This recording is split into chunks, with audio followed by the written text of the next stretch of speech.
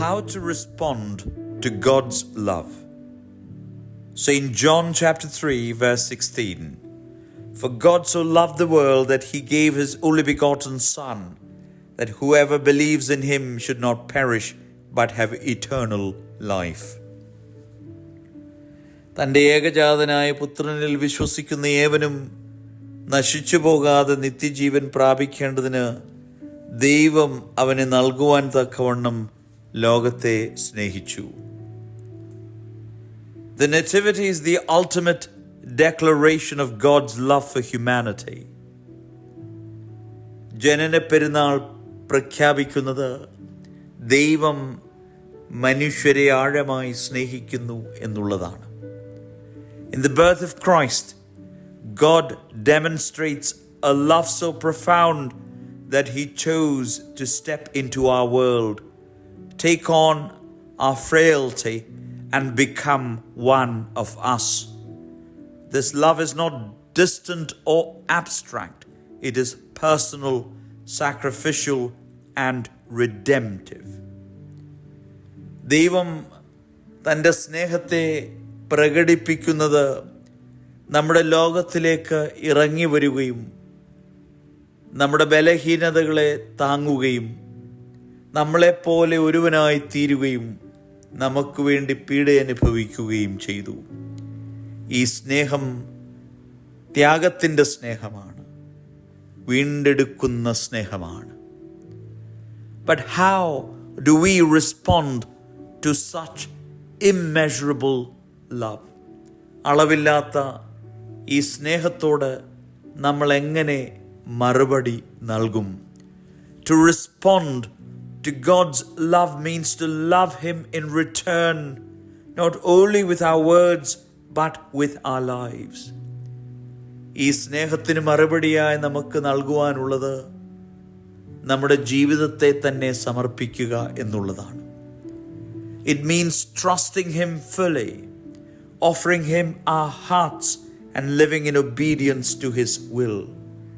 ദൈവത്തിൽ പരിപൂർണമായി നമുക്ക് ആശ്രയിക്കാം, നമ്മുടെ ഹൃദയത്തെ അവന് നൽകാം, അവൻ്റെ ഹിതത്തിനനുസരിച്ച് നമുക്ക് ജീവിക്കാം.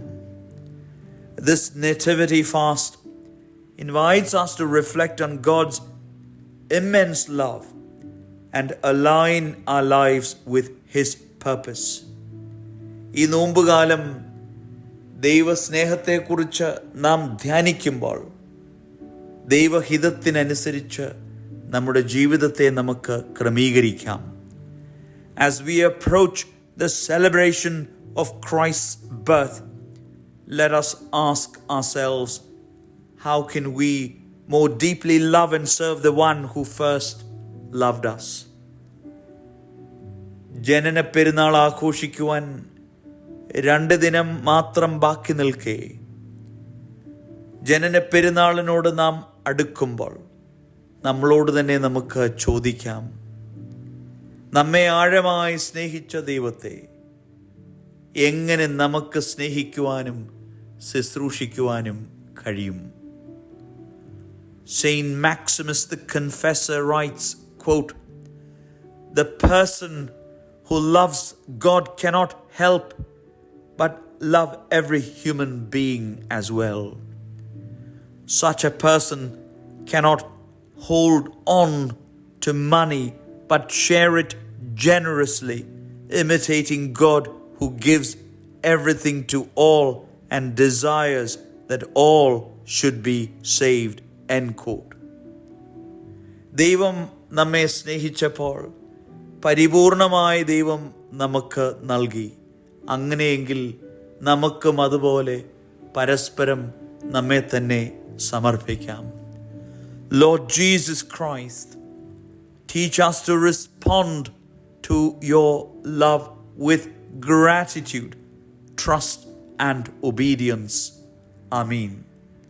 ദൈവമേ, അങ്ങയുടെ സ്നേഹത്തോടെ ഞങ്ങൾ മറുപടി നൽകുമ്പോൾ നന്ദി നിറഞ്ഞ ഹൃദയത്തോടെ മറുപടി നൽകുവാൻ, അങ്ങയിൽ ആശ്രയിച്ചുകൊണ്ട് ജീവിക്കുവാൻ, അങ്ങയുടെ ഹിതത്തെ അനുസരിച്ച് ജീവിപ്പാൻ ഞങ്ങളെ പ്രാപ്തരാക്കണമേ.